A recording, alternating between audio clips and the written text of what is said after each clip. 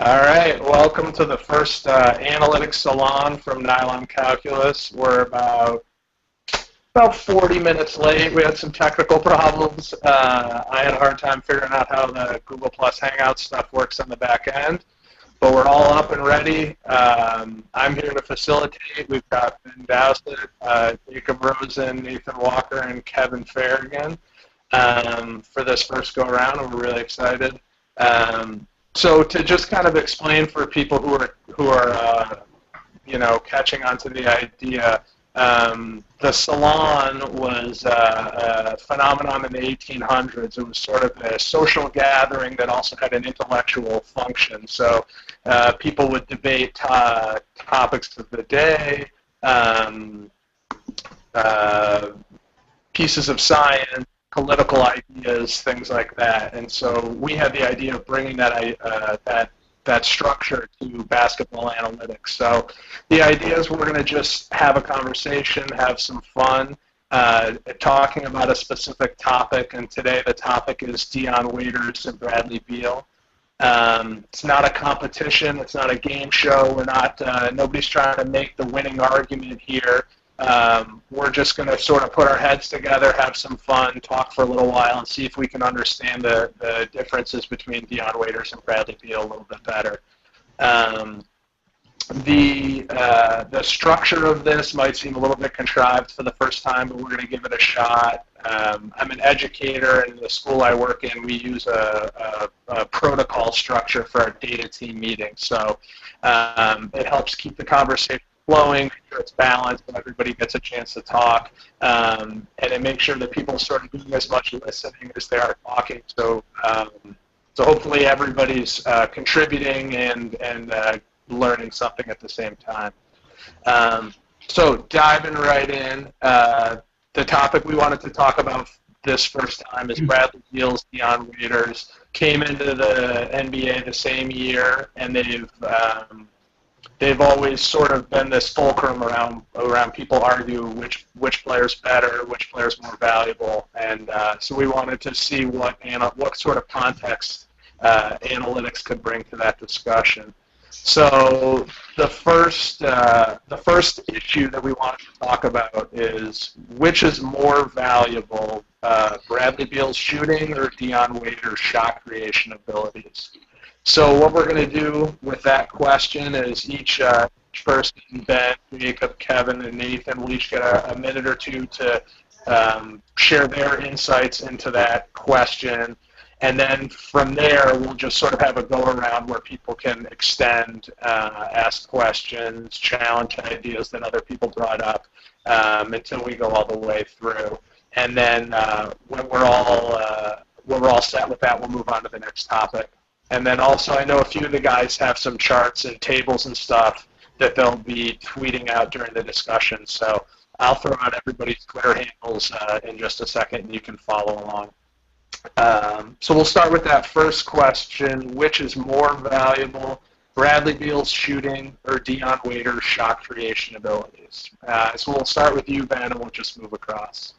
Okay, definitely. And now, of course, for anyone who's analytically inclined or really basketball inclined, of course, answering such a question with complete certainty is of course going to be very difficult or to near impossible because there are all sorts of contextual caveats, team context, and things like that. But if we're going to attempt to, I think that the first step in any kind of analysis is going to be to actually attempt to quantify just how large each player's advantage in those specific areas actually is. So in this particular example, does Bradley Beal truly have a demonstrable advantage as a shooter, and is Waiters truly a demonstrably better individual creator? And actually, as far as both those elements go, based on my analysis, I really think they're a little closer together than we might assume in both those areas. I think the general assumption is, well, Beal is the significantly better shooter, Waiters is probably the significantly significantly better individual creator. I think they're actually a little closer together in both areas. Beal is certainly better from the three-point range. You can just look at some simple numbers there. He shot over 40% last year from three, whereas Waiters shot just about 36%, just above 36% roughly. But there are several bits of context that go into that. The Wizards, of course, were a better offense. They had better spacing and a much more of a coherent system. They were roughly league average per 100 possessions, whereas the Cavaliers were in the bottom 10. I think it's fair to say that the Wizards had better spacing, and particularly better spacing to the corners. John Wall, in something that's been noted from all angles, including Zach Lowe on Grantland, is one of the best point guards in the league, if not the best point guard in the league at finding corner shooters for three-pointers. Things like that definitely help inflate Beal's three-point shooting percentage. Beal took 115 corner threes last year. Waiters only took 54. So that's something to keep in mind. And further, if you look at the shooting numbers for all the distances just inside three-point, which I know three-point, especially from an analytics perspective, is the most important distance, but percentages from 10 to 14 feet, from 15 to 19 feet, and from 20 to 24 feet, all referencing NBA.com, Waiters had a significant advantage in those. In the 20 to 24 wasn't particularly significant, but the other two areas, a fairly large advantage there. The two had identical catch-and-shoot percentages per SportView statistics at 41.9%, excuse me, and Waiters was better as a spot-up three-point shooter if you use synergy numbers by several percentage points. Now, of course, like I said at the start, team context is really important here, and how these players are going to be expected to work within their teams. And with Dion coming into a year where his team context is, of course, vastly changed, with Kevin Love and LeBron James going to be coming into the fold, Sean Marion as well, I think there's a solid chance that given equal roles, or given the roles that they have, we're actually maybe overrating the advantages that Beal has as a shooter just a little.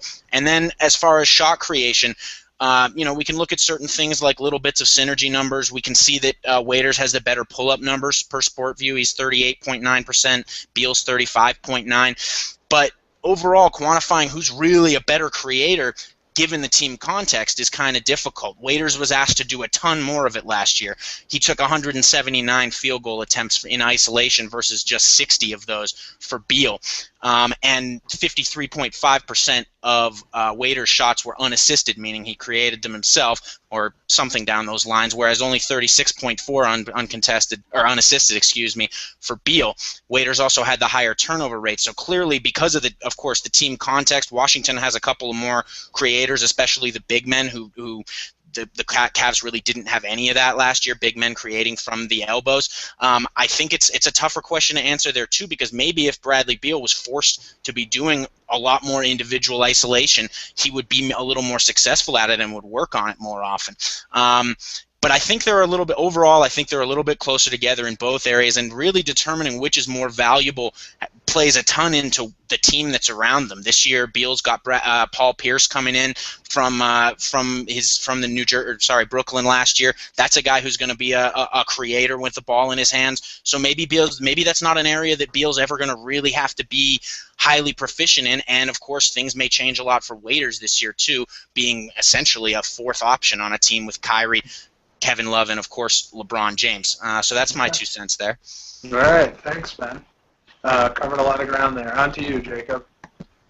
All righty, I'll follow up there. Kind of one of the things that I've had my pet project in the last few months or so is with assisted field goal rates. I know Ben mentioned it a little briefly, and really Beal's are quite high. That's kind of the neat thing to notice about Beal whenever you talk about his shooting, is you have to add in the caveat of John Wall and the creation of his offense over there in Washington. In Cleveland, they used a lot of three-guard lineups. As a Cavs fan, I saw it certainly plenty of times. Trying to open something up here. But for Beal, he had higher assisted rates everywhere on the court, certainly in mid-range too. And as Ben noted, Waiters was a far better mid-range shooter last year, over 6% better. So the differences when we talk about Beal as a better shooter aren't as vast as we normally would think. We talk about Wall inflating the numbers. We talk about the transition offense of Washington inflating the numbers a little bit as well. Well, Waiters was kind of stuck in this Mike Brown's scheme where there was no consistency, there was no set roles, there was no rhythm to how things were working in the Cleveland offensive structure last year. He was just kind of playing back and forth where either Jarrett Jack or Kyrie Irving or even Matthew Dellavedova would sometimes handle the lead ball handler responsibilities. And there was no real knowing what Waiters' role might be next, whether he was coming off the bench, working with Jack, working with Delly, working with any of those guys. So all things kept changing around. When we talk about Beal, we talk about a guy that we think is just this fantastic shooter, and really his numbers aren't that outrageous. For a guy with the high assisted field goal rates, you could still be incredibly successful in today's day and age. You know, a perfect example of that would be Kyle Korver, who I think now is getting the hype that he deserves. And so when all that comes down to play, Beal's numbers aren't that outrageous, especially in the mid-range game where he still gets the high assisted field goal rates from everything. I think he just succeeds because of Washington's offense so far. It's possible that he could be more successful with creating and distributing. We just haven't seen it yet, so we can't really concretely say that his shooting is better, and we just don't know the difference in success between the two players. When you look at the synergy data, Beal averaged 0.3 points per possession more in transition than Dion Waiters. So you could see how John Wall and Trevor Ariza's spacing can assist Beal really in being more successful there. But again, Waiters was better in spot up. He was better in the catch and shoots. I think we really discredit Waiters' three-point shooting abilities, his mid-range shooting abilities, because of just the mess that Cleveland's offense has been. It's possible he could have this fantastic season efficiency-wise this year with a lesser role, with more spot-up opportunities, with more three-point shooting opportunities, and we've known that he's had at least similar efficiency with a much higher usage and a much less structured role so far. So, when you think about him, we've been talking about this comparison for over 2 years. I think the Cavs certainly wanted Bradley Beal in that draft 2 years ago. That's what all the reports were saying. But Dion Waiters has proven to be, at least for now, more versatile because he's been in this role. Okay. All right. How about you, Kevin?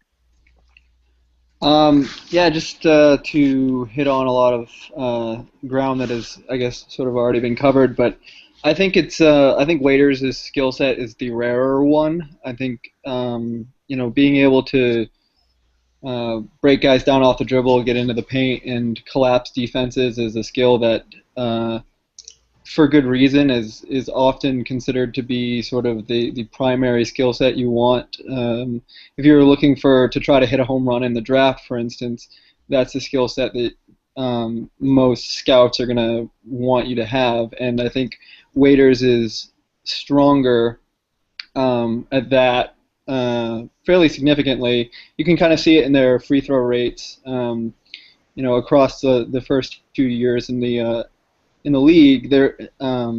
Waiters is significantly better at getting to the line, which is just indicative of the fact that he attacks more. And going to what Jacob was saying about their assisted shot rates, I think a lot of it is in terms of efficiency.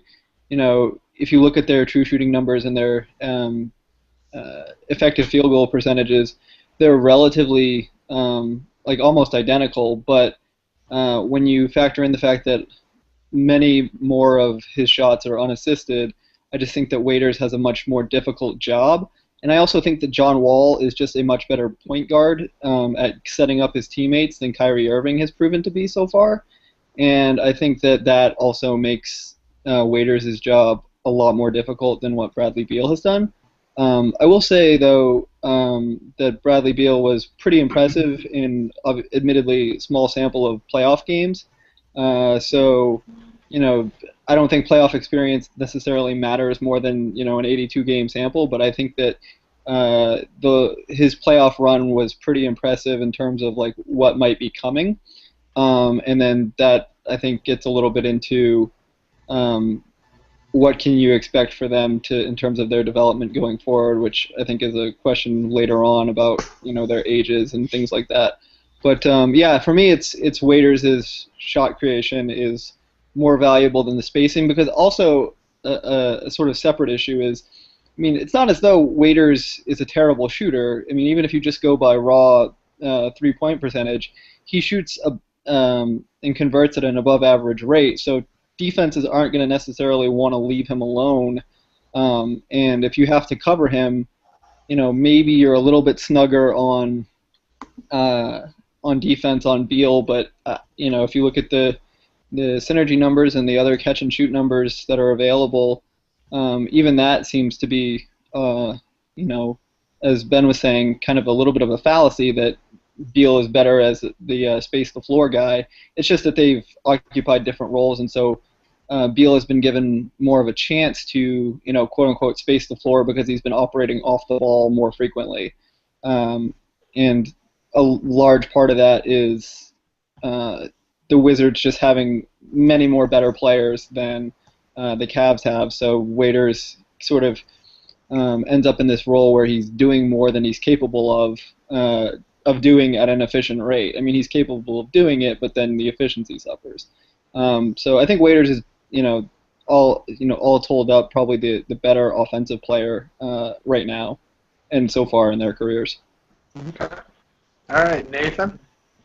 Hey, can you repeat the question for myself and for any listeners? People still hanging in. The way I phrased it was, which is more valuable, Beal's shooting or Waiters' shot creation abilities? Cool. So I'm definitely coming into this as more of a control group, as I haven't been as into these guys' careers as much as the rest of you all have. But I wanted to just look at how their shot creation. A lot of what I like to look at is, how do their teammates get better at shooting. Last couple of weeks I was sort of showing how do players' shooting percentages go up when these players are on the floor. And you can definitely see, in theory it works because when you put these numbers against real plus minus, which is my favorite stat of all, when you put in there basically how many field goal attempts Beal and Waiters are averaging, over their first 2 seasons, Waiters was averaging, just a hair more, 24.4 field goal attempts per 100 versus Beal's 23.4, so just one more per 100. But that I sort of calculated out how much that would improve a player's RPM.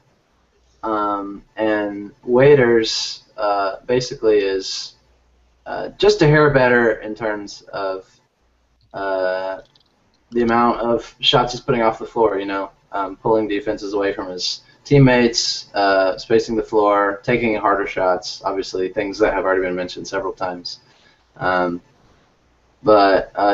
so I thought it was interesting, in 2014 they both had roughly league average effective field goal percentages, if my numbers are correct, and they were both 47.9 on Basketball Reference last season. So obviously, their efficiencies are pretty similar, and the rate at which they're taking them is pretty close too, because Waiters was only this season averaging one more per 100. So I would say that they're both pretty close.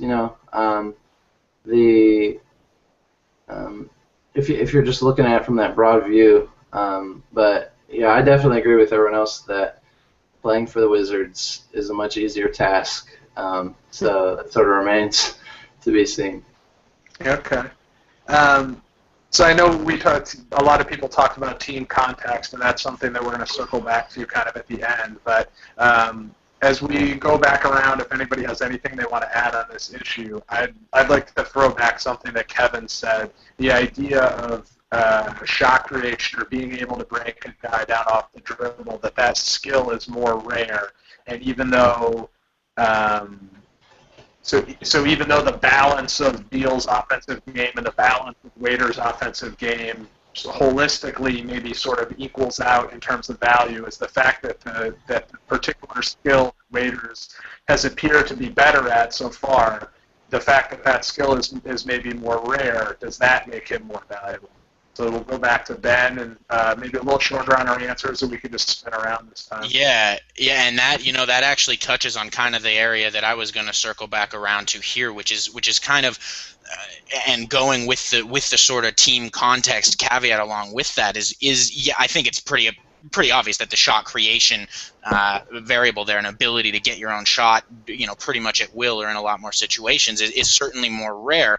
But is it more valuable for what their team are going to be using them for? Now, you look at Waiters, who, as I mentioned previously, is going to have these three fairly ball-dominant guys. I unfortunately didn't look this up in advance, but I bet you if you added up last year's usage percentages of LeBron, Love, and Kyrie together, it would be a really, really high number.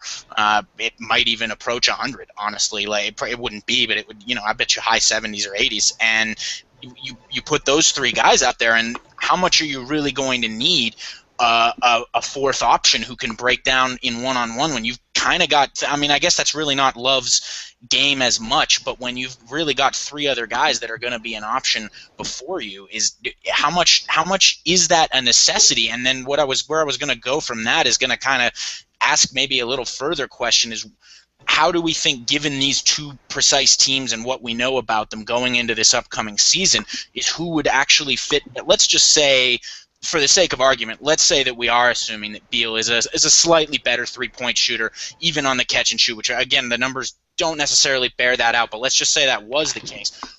Would he maybe just for that reason and for maybe some defensive stuff, which we'll get to in a bit, would he maybe be a little bit better for the Cavs given the other options that they have going? I mean, would someone like a Waiters maybe be better for the Wizards? Because although now, like I said, they've got Pierce coming in, so that's a creator guy right there. I think those are a lot of interesting areas that you kind of got to look at here as well. Okay. Jacob? I'm not sure if I necessarily agree with Kevin on that point. Just because we're still, how do we quantify that shot creation ability? I know that Kevin has cited some things as a Bulls fan last year, and that team offensively struggled because of the lack of offensive creators. So hearing Kevin talk about that and emphasize that is not surprising to me. But I think we're still in the infancy stages of trying to compare the two kind of skill sets and which one might be more valuable. We're seeing, obviously, this summer a lot of young shooters getting paid a lot of money on the open market. And when you look at Dion Waiters, you might be overstating his actual skill set and value in that because he has been dreadful at finishing inside the last two seasons. Terrible. Absolutely dreadful. Way worse than Beal. Yes, he's getting assisted on a lesser rate of them, of course, but he's been dreadful finishing inside. So is his creation abilities that we talk about, is that actually even more valuable when he's can't finish?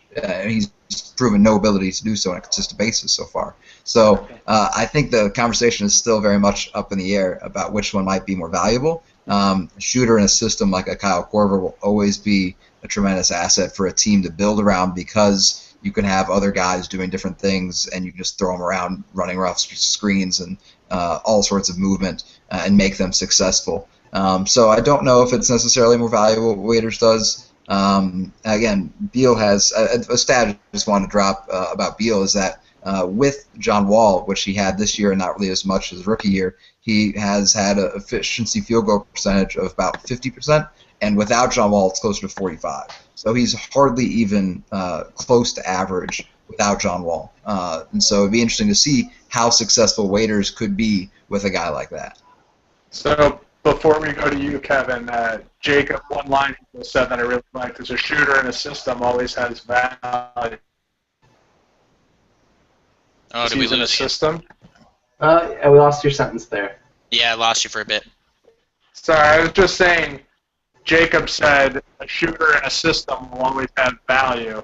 So is Beal's value because he's in a system? I think somewhat is Waiters' shot creation that his primary skill because he plays in a messy environment? But you can take it wherever you want. Yeah. Oh, is this for me? Yeah. Yeah, to you, Kevin. Yeah, I mean, I definitely think that it's funny, as much flack as he gets on the internet, and I've certainly been one to give him flack. Randy Whitman definitely has more of a cohesive offensive vision for what the Wizards are doing than it seems like anybody in Cleveland has had since Waiters has been there. So I think that definitely helps Beal a lot because he's getting his he's doing things a lot more in a structure, and most basketball players, I think, if they're getting their shots or getting things sort of in a place where they're comfortable in situations that they're used to, it makes things a lot easier. And a lot of these guys have been playing organized basketball for so long that they're used to running sets and used to actually having structure and getting shots in certain spots and being able to attack from certain angles that are sort of you get your repetitions basically in those, and they the Cavs haven't really had any of that. It'll be interesting to see this year because David Blatt runs a very well-oiled Princeton offense from everything that I've been able to read about it and watch videos on the internet.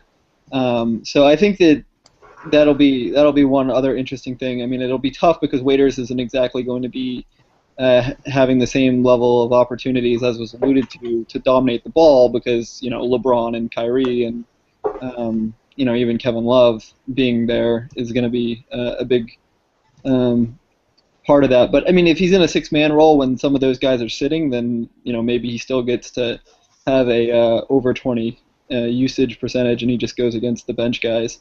I'm not really sure what their plans are for whether they plan to start him or not. Defensively, I don't think that would necessarily be the best way to roll out a starting unit, but that's a separate issue that I'm sure we'll tackle later on. All right, Nathan, do you have anything to add on that? Was this about LeBron? I kind of got lost in the middle. You can take it where you want, but we're still on this idea of shooting versus shot creation. Yeah, man, I'd say it's dead even. Since I have the floor, I just want to throw out that Waiters' offensive real plus minus is like 1.5 points higher. So that's just something for all the listeners, everyone to be thinking about. And it's we didn't quite head in that direction. But when we're talking about shot creation and breaking people down off the dribble, we're not just talking about getting to the basket and creating shots for yourself. It's also breaking down the defense and bending the defense for passes that then lead to shots for other people. But in the interest of time, let's slide on to the next one. I think this might be a shorter question, but we'll start with Jacob. The question is, how important is the difference in age? Beal is about a year younger than Waiters. So is that a factor, or a significant factor, when you're evaluating these two players? Isn't it about 18 months? Sorry, just to jump in. Yeah. About 18-month difference. Not a huge deal, but just checking. I don't have the exact numbers in front of me. I wrote about a year when I looked at dates on Basketball Reference. This is I me do believe nitpicking. it's about a year and a half. Yeah. But Okay. yeah. All right, a year and a half. Age is a tricky thing. I guess you said for me to go first here? Yeah, you're after Jacob. Just double checking. Awesome. So yeah, age is a tricky thing. I recently went after Nate Silver a bit for ignoring age in the context of number 1 overall draft picks and whether the Cavs should give Kyrie Irving the rookie max extension. But in this, both these guys are still quite young in the grand scheme of things. We don't know exactly how aging curves concretely work with 100% certainty. Certainly in baseball right now, we're seeing kind of a redevelopment of how age curves work, and maybe we're just, thinking of them as younger. You are what you are when you get in the league, and then you only kind of get worse. There have been more and more studies of peak ages in baseball being closer to perhaps 24 and 23, and I started kind of on my analytics bent within baseball, so I remember seeing some of those reports. I know I chatted with a guy in the hockey analytics world over on Twitter last week about Kevin Love being only 25, and that means, oh yeah, of course he's due to improve. I don't know that concretely. We don't know that concretely. So within the context of age, I think we can say that both of them are younger. Yes, Beal has a year and a half advantage, but we don't know necessarily if his age curve development will be that much sweeter than Waiters will be. So yeah, it's a factor. Certainly teams probably have more intellectual and technological capacity than I do to analyze and give a better answer to that question. But I think in the grand scheme of things, we just don't know yet. Many things could still happen, and we've only seen so far how negative of an environment Waiters has been around while Beal has been fostered. Is that necessarily a big thing, where Waiters has had this huge usage role in bad coaches and things like that so far, while Beal has been fostered into an environment where he's in the playoffs and on a big stage the second year? Will that make him better long term at such a young age too? Will that perhaps inflate any changes in the age development structure? So I don't know exactly. Okay. All right, Kevin. Yeah, I mean, I think generally speaking, age matters, but the thing about age curves and these sorts of things is that they matter in the aggregate, right? So on average, being younger is better. So if you're asking me probabilistically which would I prefer, I would prefer to have the guy that's younger, because generally speaking, the trend is that up until about 27, the younger you are, the more you have potential, and then generally you peak at 27, and then sort of start your gradual drop off, and then it gets more and more rapid as you get older. That's at least, I think Jeremias or Engelman, the guy that created Real Plus Minus, had in some of the APBR metrics discussion forums posted some aging curves and things of that nature, and that was the general trend. And so on average, yeah, the younger guy I would rather have, but I think when you're talking about two individual players that are just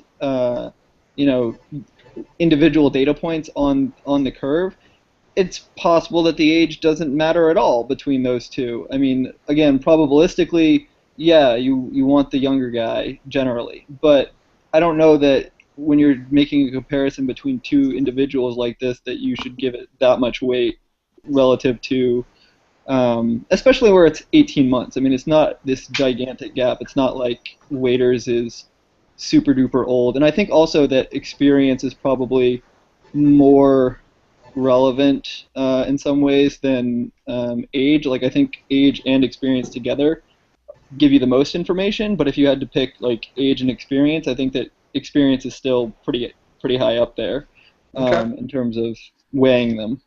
Okay. How about you, Nathan? Yeah, man, I wish I'd pulled up my aging curve. Last couple seasons I built an RPM projection. Last season mine did pretty well, and I updated it a lot this season.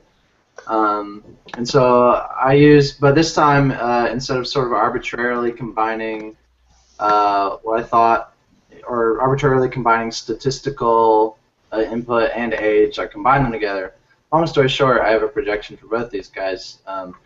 And I do think that age matters a lot, especially when you're younger. When these guys are younger, not us. But yes. Me, tons of potential in this 25-year-old body. I actually have both of these guys regressing a little bit next year, which is pretty typical for shooting guards that are not extremely efficient. I have Beal improving. Excuse me. Yeah, I have Beal dropping the least. Basically staying the same, and Waiters just dropping a little more.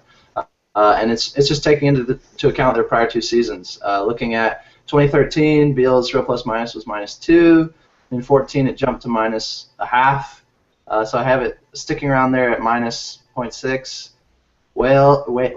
Waiters started at -1.7, jumped all the way up to -0.07, but I think due to maybe age, probably some of it has to do with the stats that go into it. Like Waiters shoots a lot. That tends to regress a little bit more in my system. But yeah, I would say, I mean, it's tough. These guys are so close. I mean, this is a really good philosophical discussion on, just what all these metrics mean, and especially in comparing two different players, the stuff that we're going to run into. But yeah. Okay. Ben? First off, Nathan, if somehow those two ever happen to play for the same team, we've got to just call them whales. Like just a combination of the two names, we just call them whales. Yeah. Anyway, all right. Anyway, I'm gonna actually come at answering this question maybe a little bit differently. First, because I'm going last, and kind of any angles that I might have in terms of age curves, both have already been mentioned, and more importantly, have already been mentioned by people who are just so much better with that sort of stuff than I am. So I'm going to come at it more from the angle of maturity. And sorry, Jacob, I'm sure you knew this was something that was going to come up as far as waiters. There were certain things last year in the media, and maybe when we go back around, Jacob, I was actually looking to kind of get a little bit of your opinion as an actual Cavs media guy in terms of how much you think of that stuff. The potential discontent with Kyrie, the potential discontent with management. There were even some really, really light trade rumors that floated around at a certain point. And it's, of course, there's a chance, and especially those of us on the outside looking in, it's really hard for us to tell how much any of that was the media hyping things up, or how much of it was just speculation, how much of it was a result of just a pretty crappy situation in terms of the coaching situation and the front office there last year.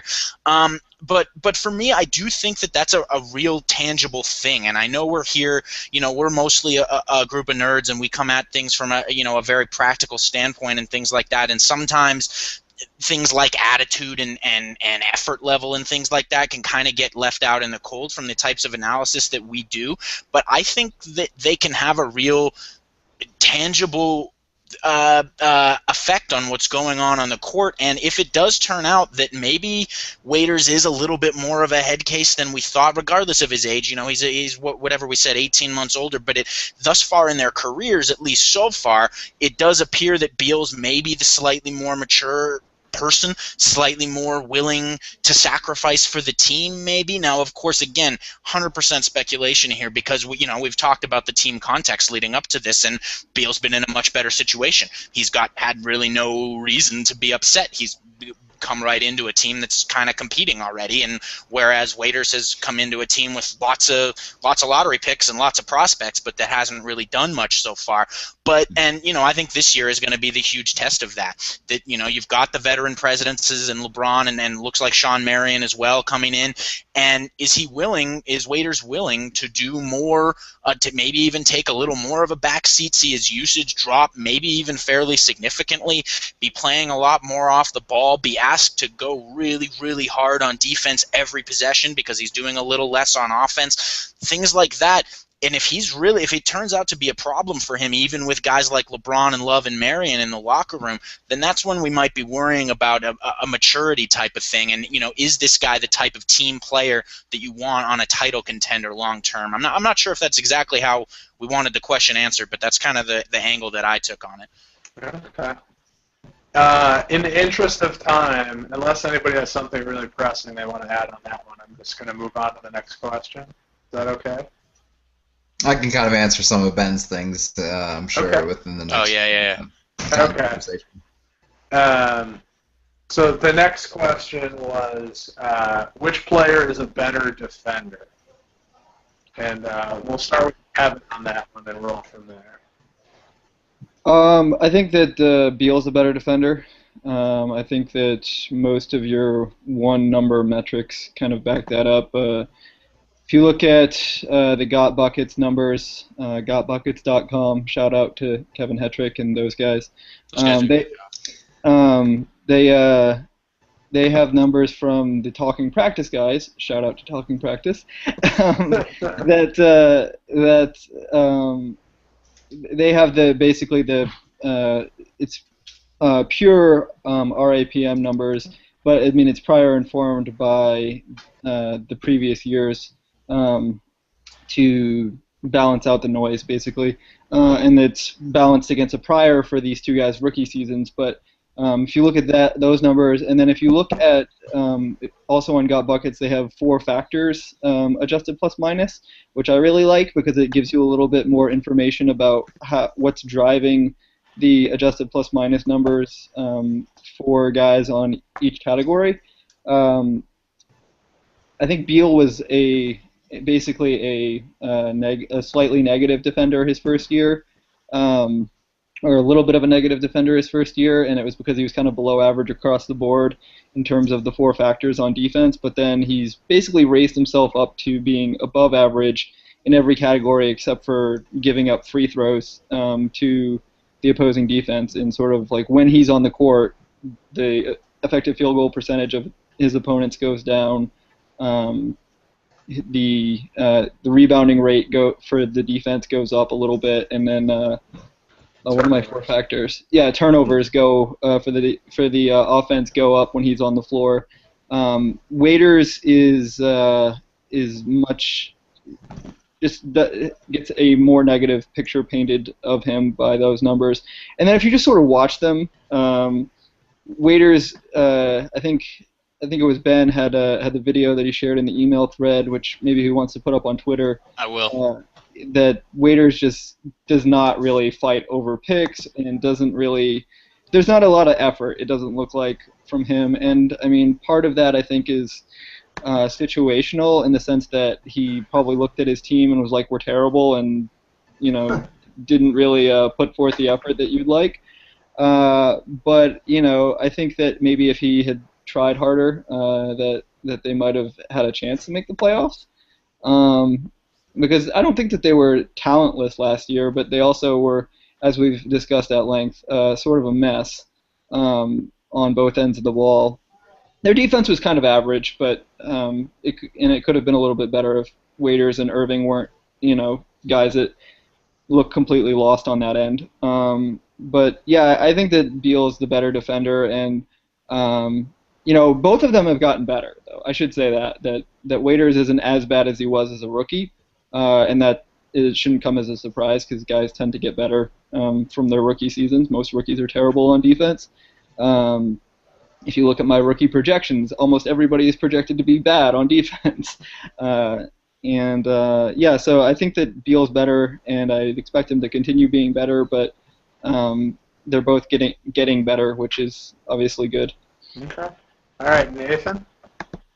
Yeah, definitely agree. RPM's my go-to, but I'd say, Beal started off. Beal's been better both seasons. Waiters especially had, he was minus 2.8 in his first season on RPM, whereas Beal was minus 1.1. Beal actually was positive on defense. The only positive mark from either of these two guys was Beal in 2014. He was just above average at .08. But the nice thing about defense is that, in my personal opinion, it's totally a team thing and a coach thing. In my opinion, totally. Dion, I think, is going to get some benefits from Blatt. Everything I've read about Blatt makes me think he's like the greatest coach ever. So he's very mythological at this point. But I don't see his defense, being as bad. So I think that they'll both, regress towards the mean a little bit. I think another thing to note is, being better at offense typically negatively correlates with defense, and that's probably part of the reason that, that's just a general life principle. If wherever you're focusing your energy, it's harder to spend more time and energy elsewhere. So Waiters, feasting a little bit more on offense probably makes a little more sense that he's not as good at defense, but we'll see what happens. I think it's all going to change. I don't know. All right. Ben, do you have time to jump in on this one?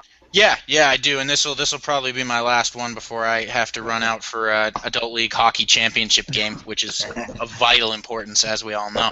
That's so Canadian. Yeah, right. It is. I know, man. Oh, man. But yeah. Anyway. So first of all, yes, Kevin, I did just put that video up on Twitter. By the way, follow all of us on Twitter. We need more Twitter followers. Anyway, that video's up there. It's just a couple brief examples of Waiters.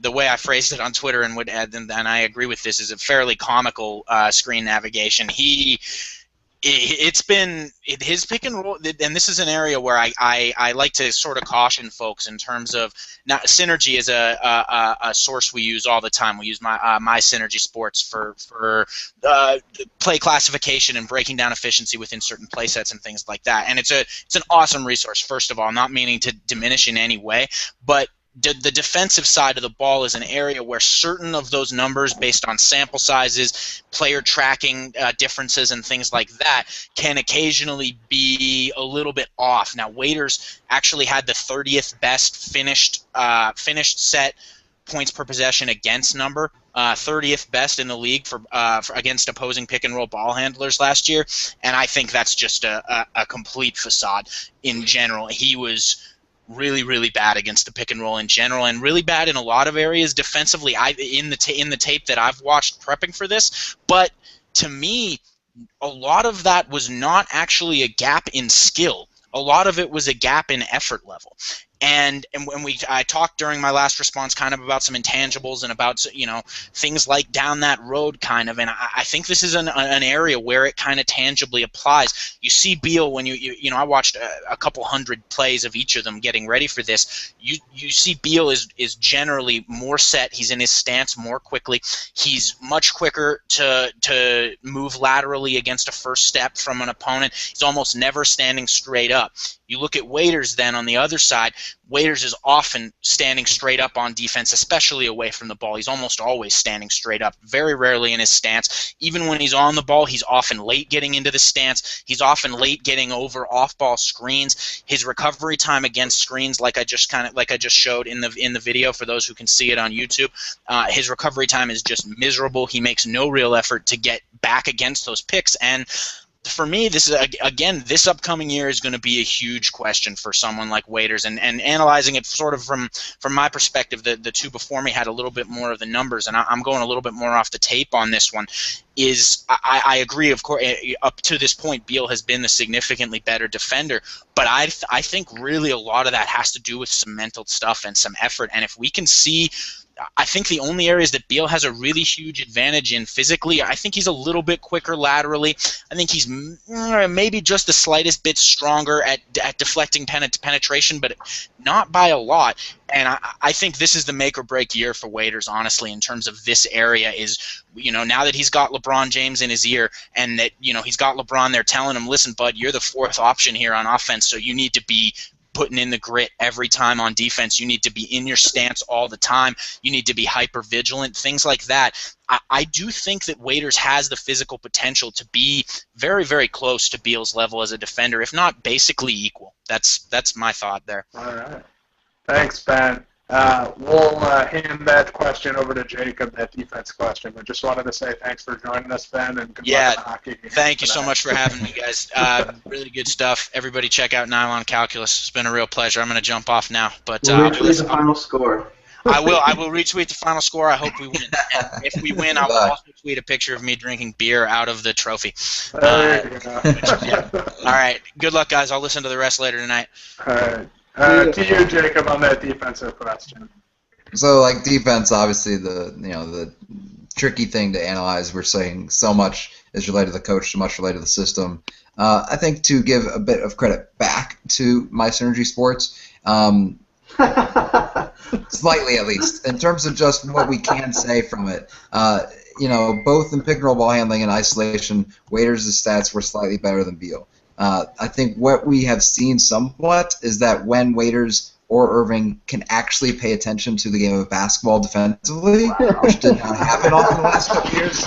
As a Cleveland fan, our guards just weren't there. It looked like they were just lollygagging most of the time. So when Waiters actually paid attention, I think he has the defensive skill set, and that's kind of been the case for a while with him. When he actually is focused in a man-to-man environment, he can be successful. One of the big things with Waiters, of course, is that he came from the Syracuse system. So many Syracuse players over the last decade have had trouble transitioning into the NBA defensive schemes. You look at Carmelo Anthony, Wesley Johnson, Mark Carter-Williams, on down, done. All those guys have struggled because of the way that they're just transitioning from only playing man-to-man kind of sometimes in practice to now being forced to do it in a really difficult environment against much better players. In college, Waiters was able to feast just in passing lanes, just trying to tip balls. He didn't really have to guard guys one-on-one very stringently or often. Now he's being forced into that role, or at least that's how the NBA works. And so he has been successful at times. And to kind of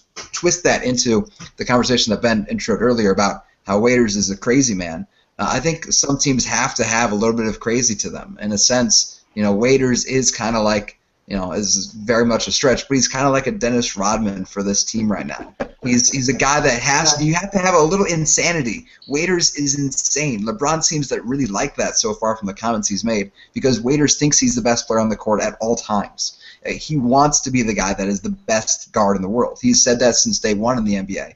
And you kind of need some of those kind of insane guys that always think they're the best at all times. That's kind of how Waiters plays.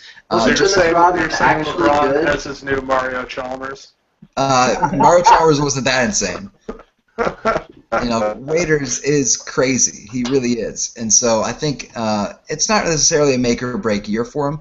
I think with Sean Marion around, that can help some of the defensive pressure both for LeBron and kind of bring things together somewhat for the Cavs. They just were not successful last year at all defensively, even though they ended up being mostly average. I just think there wasn't much of a structure or a system because they were giving up so many threes. It was just, let's just let them take those threes. They were trying to pack the paint, and it just wasn't working, I think, what they were doing. And hopefully this year, I would think, with just the talents that LeBron and Sean Marion bring to the system that can ease things up for Kyrie and Dion, can make it a little easier. In Washington, certainly, John Wall is a far superior defensive talent to play alongside Beal. And I think Beal has the length, much more so than Waiters, to be able to guard players more consistently. He isn't as crazy. It seems that he's been more kind of focused in certain ways. So I think it's pretty clear that Beal has shown more potential so far. It's just a matter of how Waiters can transition now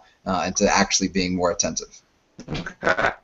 All right, so we'll just finish up with the last question, which it feels like is sort of what we've been dancing around the whole time. Every time we hear this discussion about Waiters versus Beal, it's always in a vacuum. It's sort of who's the better player, and is it really possible to separate, at least at this point in their careers, each of these guys from the context of their teams, what they're asked to do for their teams, and really assess who's better in a vacuum. So we start with Nathan on this one and then go around. Oh, yeah, totally. Well, I mean, I know that's the goal of plus-minus based systems, but my question is, like people were talking before, like, so Beal is not asked to do the same things that Waiters is asked to do because he plays for Washington, and if they switched places, would we see sort of the same manifestations of their talents? Yeah. Man, I definitely agree that it's crazy impossible for all the like, inane like devotion to all-in-one stats that I have on my Twitter feed. Like, it's definitely a fool's errand to assume that that's possible. That being said, given what we do, what we're doing is we're measuring players, right? So we're trying to just measure things and predict things. And so from the aspect of measuring and predicting, I would say, you can. I mean, there in some ways, certain parts of their game can be interpreted better than others in a vacuum. And that's one of the big things that RPM tries to do. I don't think it's particularly good at, like, say you have a player here and you throw him here, what's going to happen, as well as maybe some other systems. But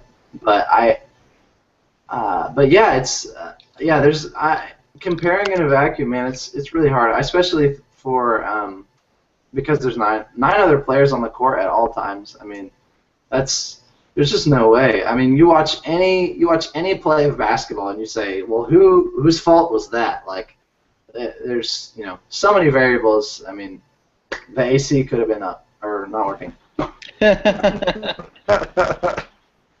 All right, Jacob, what do you think? It's very, very difficult, and it's not just the schemes that the teams have run. It's the coaches. It's the inconsistency in the management. When you talk about Waiters' bad rap, it's also within the Bynum craziness that's happened the last 2 years. It's within the coaching changes. It's within the Kyrie rumors, the nonsense that's occurred around the Cavs organization the last 2 years, and now, holy cow, something happened and they're magically, potentially a 55 to 60 win team this season, with no doing of Dion Waiters. It's just magically two of the best 10 players in the NBA film that elapse and enable Dion to now be into a playoff environment. And I know Jeremy Conlon at Harvard Paroxysm wrote about the two recently, and we give Beal a lot of credit because he's doing it on the playoff stage so far. It will be very interesting to see now how Waiters' role changes, how his behavior changes, and everything, being in a much more high leverage situation. So it's insanely difficult. It always is, especially defensively.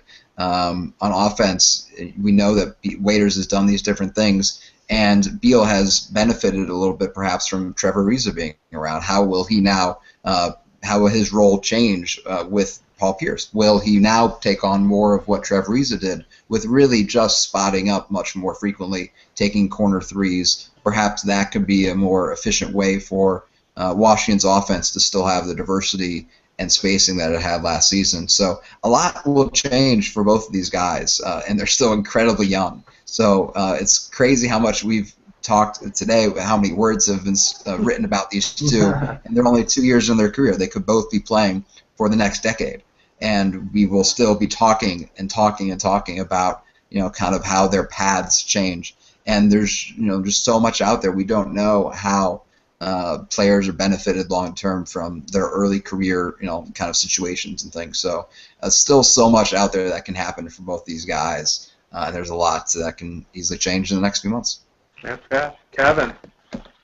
Yeah, I think it's basically impossible to separate guys from the context in which they're operating, and I think that Ian, you actually wrote about this with the one number statistics in a piece that I really liked, the pieces everywhere thing.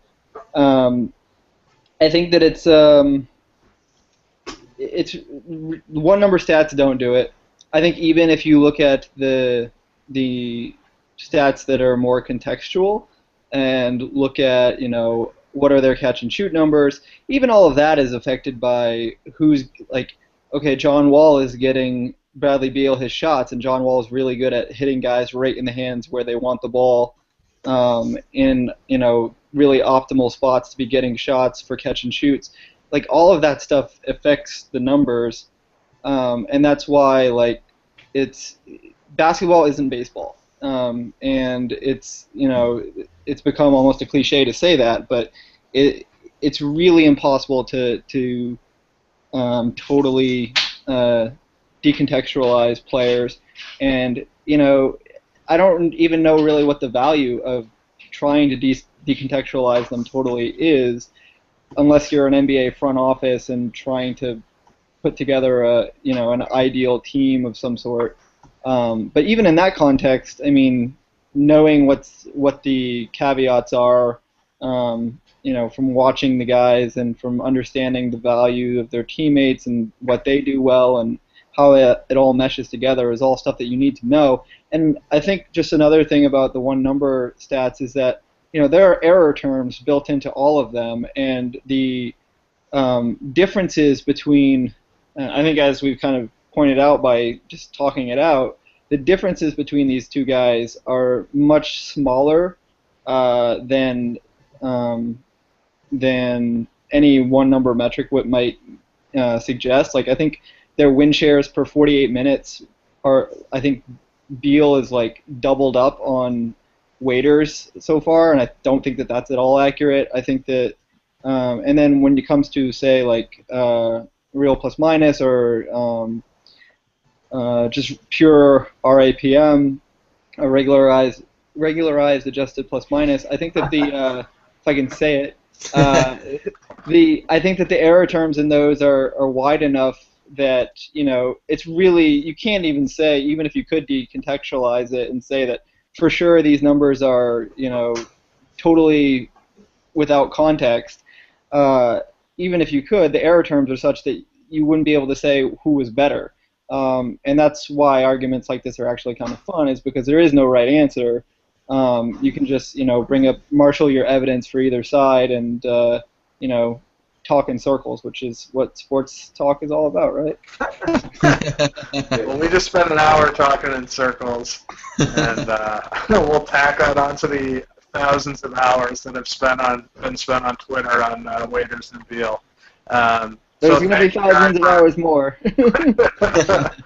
So thank you guys for bearing with me through the technical problems. Thanks to everybody who's watching live and everybody who takes the time to watch in the coming days. If you have feedback on how this worked, let us know. We're going to try and do it again, and I'm sure we can do it better next time. So, all right. Thanks a lot. Thanks, Ian.